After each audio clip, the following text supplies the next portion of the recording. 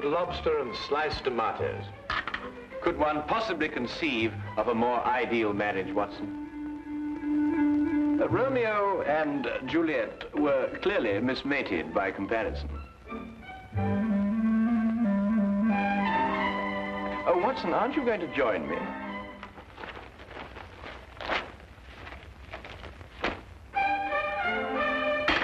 Oh, now, surely, Watson, you can't bear a grudge against me forever for something so trivial.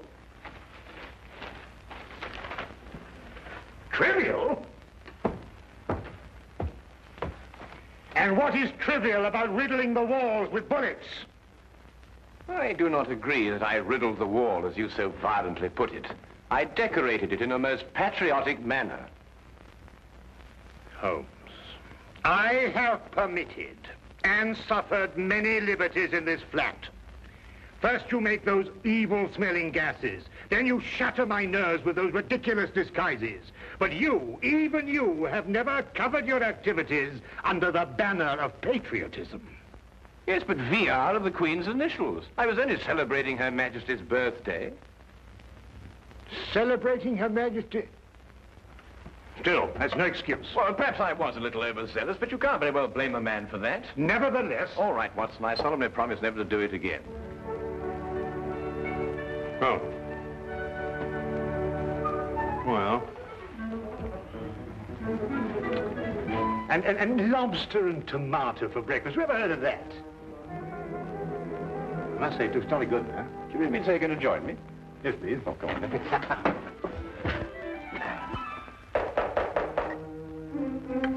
That's strange. I didn't expect her until noon. She must have caught the midnight train. Oh. You'll meet her in a minute. Oh. Now, I wouldn't want her to feel that she was intruding.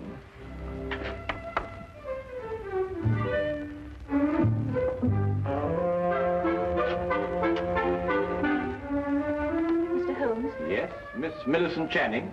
Yes. I wrote you that I'd be here at noon, but I didn't want to lose any time. I took the midnight train. I understand. Won't you come in? This is my good friend and associate, Dr. Watson. How do you do? How do you do? Please sit down, Miss Channing. You must have had a very tiring journey, particularly in view of the fact that you were forced to take a dog cart out of the way. How did you know I took a dog cart? Well, I noticed that your right sleeve is covered with mud. Only a dog cart throws out mud in such a disagreeable way. Mr. Holmes can also deduce your birthstone and the serial numbers of any notes you happen to be carrying in your purse. Dr. Watson exaggerates, though only slightly. I've heard a great deal of your powers, Mr. Holmes. They say you're one of the cleverest men in London. They're very kind. You said in your letter that your fiancé has disappeared. I'm afraid that something terrible has happened to him. Why, Miss Channing? It's all so muddled, so confused. Several days ago, I was expecting him for dinner. He didn't arrive. I was worried, and I went to his lodgings.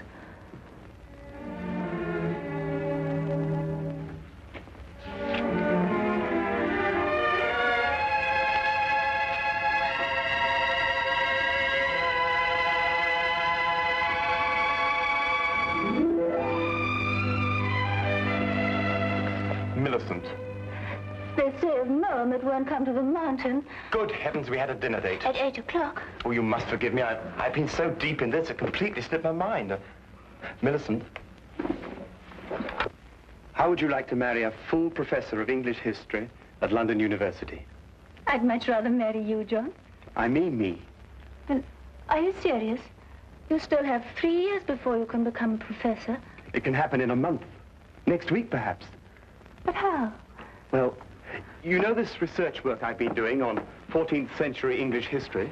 Yes? Well, I have reason to believe I've made the most amazing, the most fantastic discovery. Oh, tell me. Not until I put my theory to the test. And if I'm right, I can assure you there will be an immediate chair for me at the university. And more than that, I'll be famous. Oh, but, John, this is unfair, keeping me in the dark like this. I promise you it won't be for long. Tomorrow, I go to see Sir Thomas Greystone at Aberdeen to get his cooperation. He won't refuse, because my success will bring him fame also. John, You simply must tell me what. Not another word tonight. I'll tell you everything when I come back the day after tomorrow.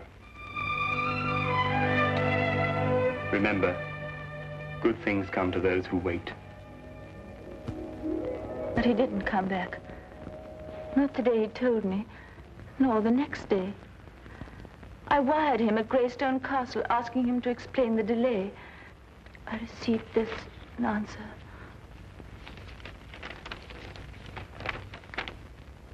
John Cartwright, unknown here. Signed, Greystone. I didn't know what to make of it, Mr. Holmes. Finally, I decided to go up to Aberdeen and talk to Sir Thomas Greystone himself. He must have been mistaken.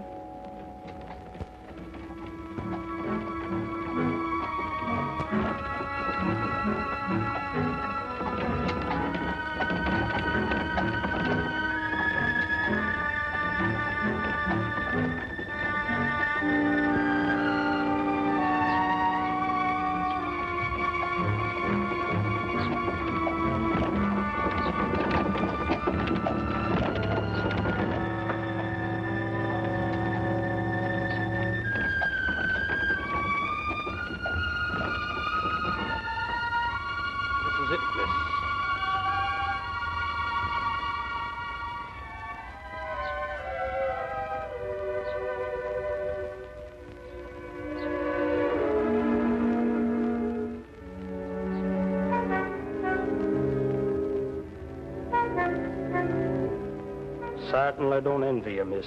Why? Is something wrong? Let's say something isn't right. Ever since the Greystones came upon hard times, they become a strange, mysterious pair. Hardly anyone ever comes to see them, and those that do don't waste any time there.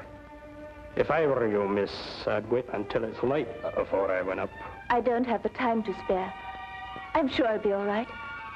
Suit yourself, miss. Get out.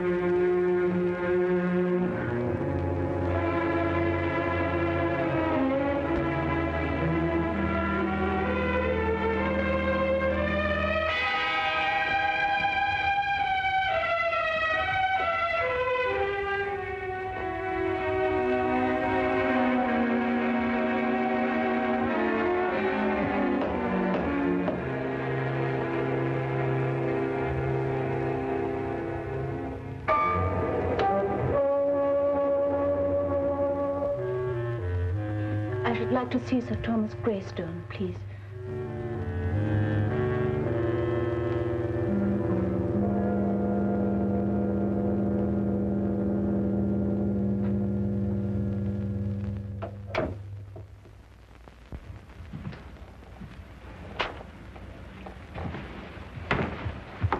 My name is Miss Channing. Would you please tell him that... Miss Channing, is it? The lady who sent the telegram? Yes. I hope you don't think me foolish coming here in this way, Sir Thomas. Walter Greystone is my name. Sir Thomas is my father. If you've come to make further inquiries about your Mr. Cartwright, yes, I'd say you were foolish. We've absolutely no knowledge of the gentleman. But I can't understand it. He told me he was coming here to speak to Sir Thomas. About what? About a discovery he made while doing some historical research. He said it was to have brought fame to him and Sir Thomas both. I can assure you, Miss Channing, no one of that nature has been here. No one. But I know he took the 6:10 train on Tuesday. I saw him off. The 6:10 train makes a dozen stops along the way. He could have got off at any one of them. But why? I've no idea, miss. I'm sorry. I'm upset. You see, he's my fiancé. I quite understand, but there's nothing we can do. I'm sorry to have troubled you. One moment, miss. That telegram I sent you cost 2 shillings. I'll thank you to reimburse me. Father! Be quiet. I'm not a charitable institution. Are you Sir Thomas Greystone? I am. You didn't say you were. I didn't say I wasn't. 2 shillings, if you please. Thank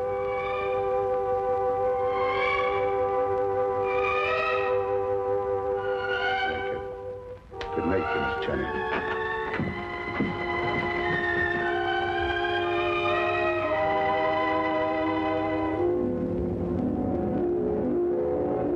Whatever else I felt about the Greystones, I didn't believe they'd lied to me. Why should they deny they'd seen John?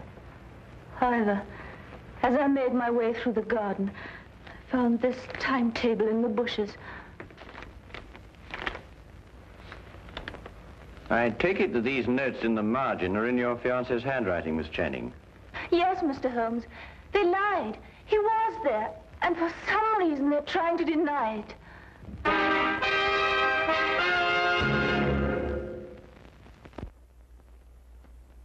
He had evidently asked directions to the castle and jotted them down in the margin. Well, it's perfectly evident the Greystones are lying, but why? Here's somebody offering them a chance of fame. They refuse it. There are other considerations more imperative than fame, Watson. Well, what other considerations, for example? That is our problem. You will help me, Mr. Holmes. I'll do my best, Miss Channing. Oh, Watson, the 14th century contained the reigns of what kings?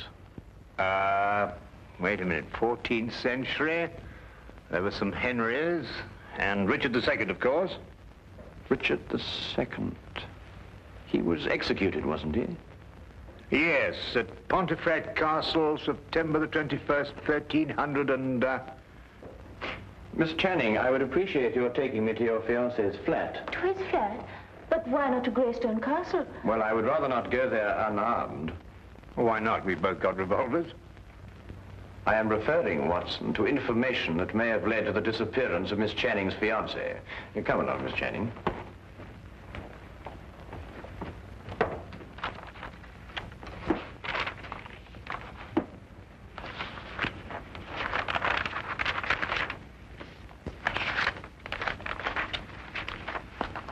Well, I can't find anything there. Perhaps you'd have a look, Watson. Oh, thank you, Miss Channing. Thank you.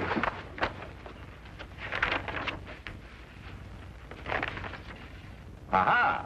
So this is what Cartwright found so exciting. What is it, Holmes? Well, he certainly deserves his professorship if he understood this. Listen. This pledge unto Richard, I, Richard, do make. To return unto Richard, switcher from Richard I take. Let the Richard look on the northern stair, then 6 and 7 is not fair. Press on and through and tune for 10. Beware thou do not linger then. If thou art in and wist ye moot get out, smite eke the lion upon the snout. Meter and rhyme, perfect. Oh, what's it mean? Well, it's simple enough, Watson. Look here, Holmes, sometimes I think you'd say that a trip to the moon on an umbrella is simple. Yeah. Well, analyze it piece by piece. The first part is nothing more than a receipt. A receipt? Certainly. This pledge unto Richard, I, Richard, do make, to return unto Richard such things as I from Richard take. Well, apparently Richard had entrusted his possessions to a loyal friend, and he had received his promise that they be returned. Yes, I see that. The rest of the inscription merely tells him how he may get his possessions back. Hence, let Richard look upon the northern star. A sort of map, so to speak. Quite so. Well, but what's all this got to do with Cartwright's disappearance? Well, in Wilkinson's biography of Richard II, it is mentioned that one of the king's most loyal supporters was Richard Greystone, the original owner of Greystone Castle. Cartwright must have had the idea that Richard had left his possessions with him. So he went up there to prove it. Yes. But that still doesn't answer why John hasn't come back. That answer, Miss Channing, may only be secured at Greystone Castle.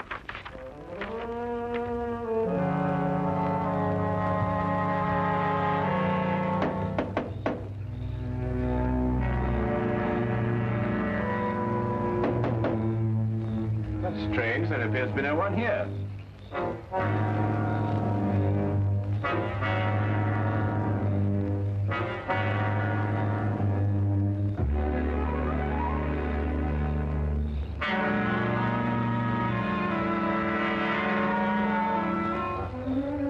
I'll go round and let you in. Aye.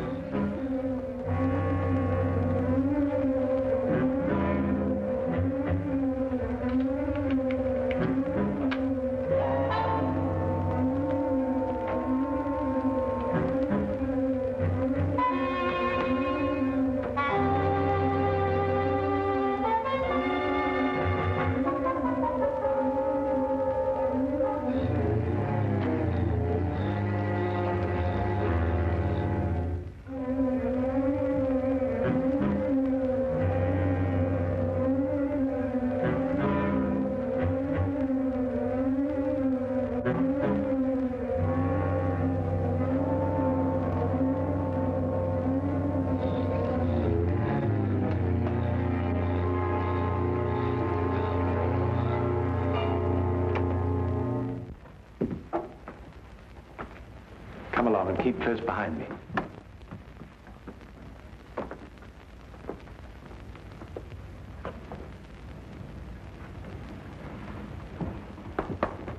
This pledge unto Richard, I, Richard, do make, to return unto Richard, switch from Richard I take. The lower half appears to have been destroyed by fire. But there's every chance that King Richard's possessions may not yet have been found. No, they haven't. So you brought help, Miss Channing. Where is he? What have you done with him? He's in safekeeping, in the tower. Since you're here, perhaps you can persuade Mr. Cartwright to tell us the secret of the Greystone inscription. We shall do nothing of the sort. He's got some idea of returning Richard's possessions to the Queen for a birthday present. They're worth a fortune, and they're rightfully mine. They rightfully belong to the crown. We won't argue rights and wrongs. Weigh this well. If you can't persuade Mr. Cartwright to talk, then not one of you will leave this room alive. In that case, I will not hang my fate on another man's decision. I'll lead you to King Richard's possessions myself. Holmes! Why be killed over a museum piece, Watson? Let's re-examine the pledge. This pledge unto Richard, I, Richard, do make, to return unto Richard the such as from Richard I take. We can understand that much without your help. Go on. The meaning is perfectly clear. Whatever treasure may be hidden here belongs to the royal family and to nobody else. Let Richard look on the northern star. Well, that gives us the direction. But does it? One can look at the North Star from any point in this hemisphere. Your ancestor knew that. He said, let Richard look.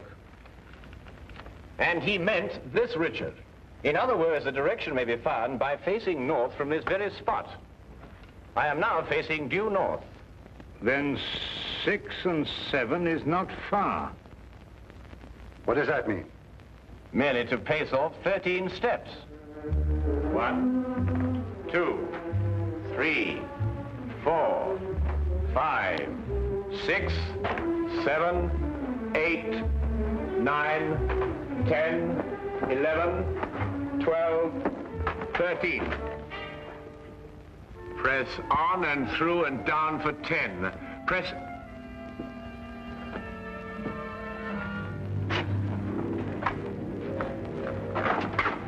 Stairs! Through and down for 10. 1, 2, 3, 4, 5, 6, 7, 8, 9, 10.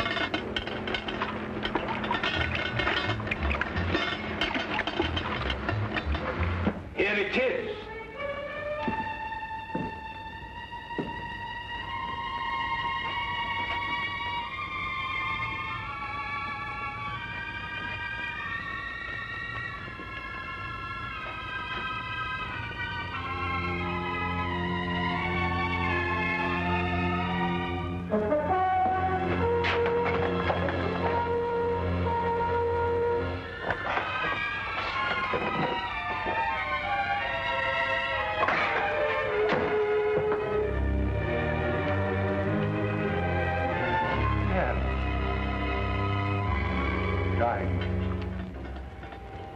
Rubies.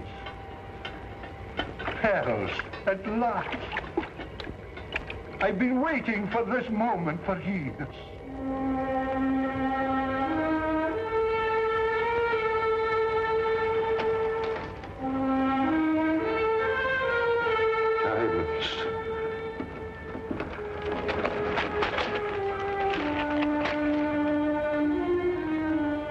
Rubies. And now, if we may go. I'm afraid I can't let you go. But you promised. You take us for fools, you go straight to the authorities. I plan to enjoy this wealth. I don't see how, with or without us.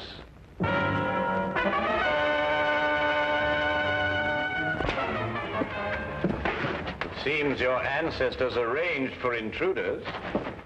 You knew this? I suspected. Then you must know the way out, otherwise you wouldn't have come in. Tell me at once, man, or I'll shoot you down where you stand. While only I have the secret to the door? Half the jewels. Half the jewels for a way out.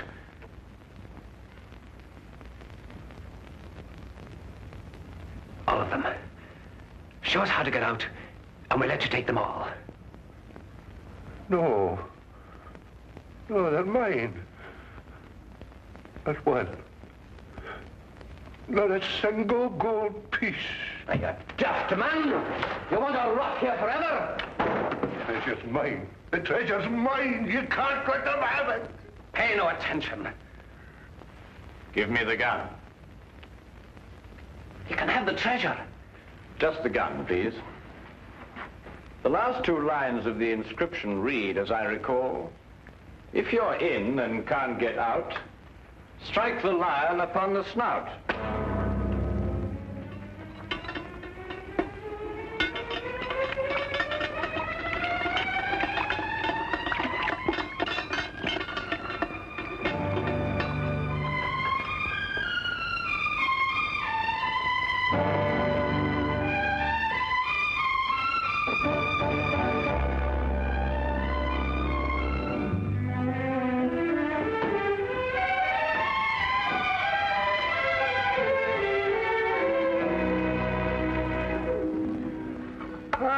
Everything couldn't be better. The Greystones are in prison, the Cartwrights are together again, and you and I are feasting on cold lobster and tomatoes. Well, I have a sense of well-being. Haven't you the slightest twinge of conscience, Watson? Conscience? No, why? Well, I noticed the gold piece on your watch chain. You filched it from the treasure room. Filched it? Certainly not. I made an application for it from the ministry. Oh, did you? Well, that was very enterprising of you, Watson. Why don't you do the same thing, Holmes? After all, don't you want a souvenir? I have one. Oh, that.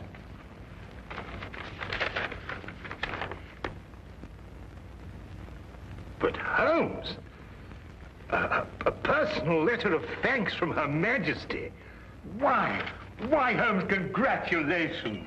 Well done. Oh, thank you, Watson.